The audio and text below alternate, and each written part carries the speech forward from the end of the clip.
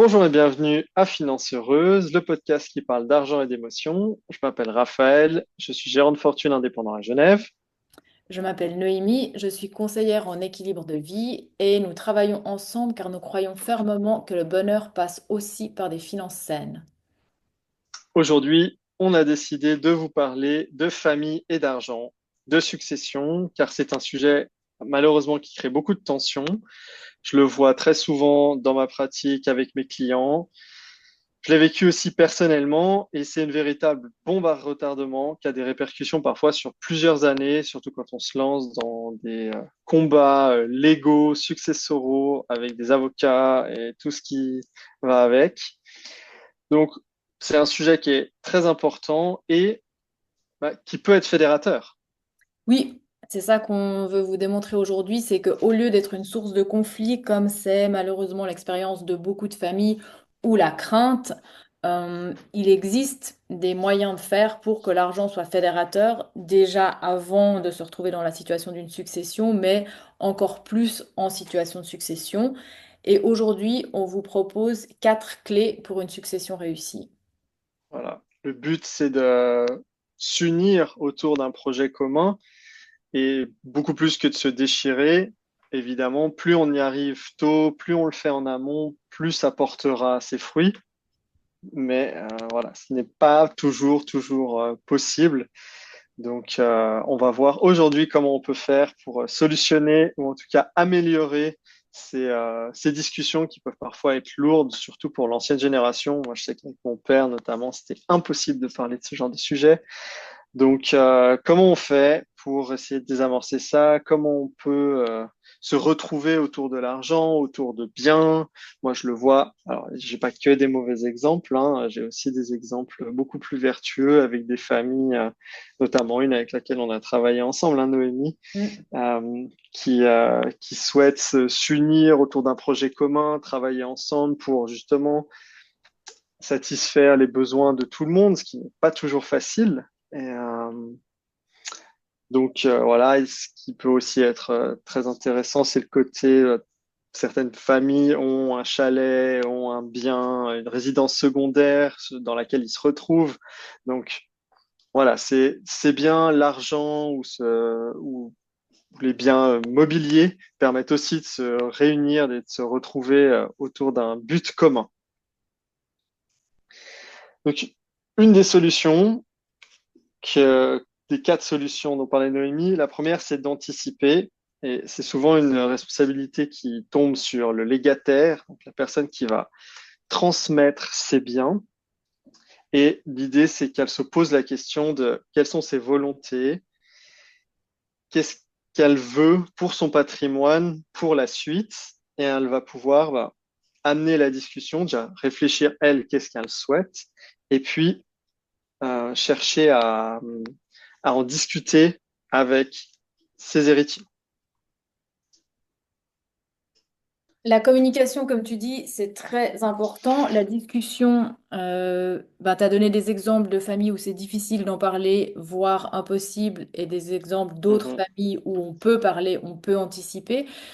Donc, dans tous les cas, ce qui est important, c'est d'arriver dans cette conversation en connaissant ses besoins, en connaissant ses désirs. Parce que si on est invité à parler de qu'est-ce qu'on fait du patrimoine familial et qu'on s'est jamais posé la question de mais quel est mon désir à moi, pas ce qui compte pour la famille, pour peut-être si on a une entreprise familiale, mais juste de se poser un instant sur ce qui est important pour soi et de pouvoir l'énoncer sans vouloir en faire une volonté qu'on impose aux autres, mais d'être au clair sur ça, c'est mon désir et que ce soit un travail qui est fait, si on est dans le cas d'une famille qui peut anticiper, autant de la part du légataire qui dit, voilà ma vision pour le patrimoine, j'aimerais que vous, mes héritiers, ma famille, vous alliez dans cette direction, et autant du côté des héritiers que eux puissent dire, nous, ça nous intéresse de faire plutôt ci, plutôt ça, voilà ce qu'on a pensé, et que justement, ça puisse être ce projet commun dont tu parlais tout à l'heure, encore du vivant de la personne.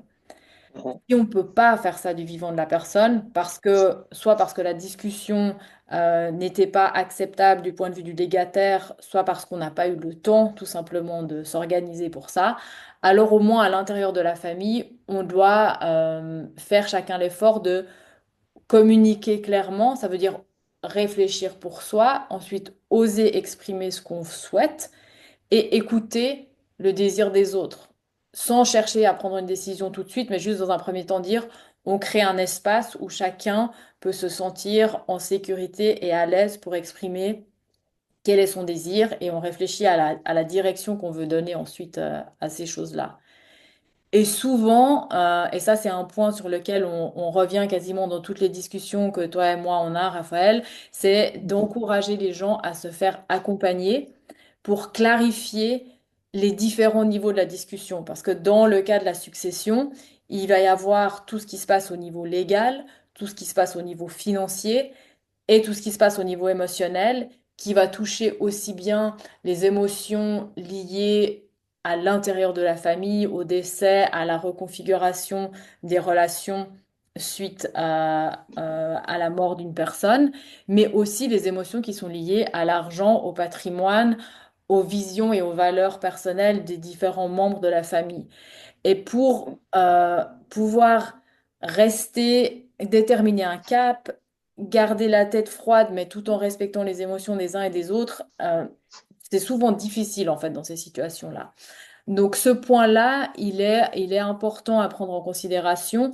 Et pour boucler la boucle et revenir au point un, c'est aussi quelque chose qui peut se faire de manière anticipée. Dire comment est-ce qu'on peut créer une discussion, être guidé dans cette conversation et apprendre aussi à savoir identifier, si on prend le cas d'une famille comme celle que tu mentionnais tout à l'heure, où la question de la succession est quelque chose qui a uni cette famille-là, où il y avait aussi une entreprise liée à la famille, de savoir identifier quand est-ce qu'on est dans la conversation en tant qu'associé en termes de business, quand est-ce qu'on est dans la conversation en tant que frère. Et Mhm. souvent ça, parce qu'il y a tous ces niveaux et toutes ces implications, c'est important de pouvoir être guidé et euh, l'intérêt, maintenant si je reviens à notre pratique, à nous, l'intérêt et le plaisir pour nous, c'est qu'on peut combiner nos talents et travailler à la fois sur tout le niveau financier et surtout le niveau communication et émotionnel.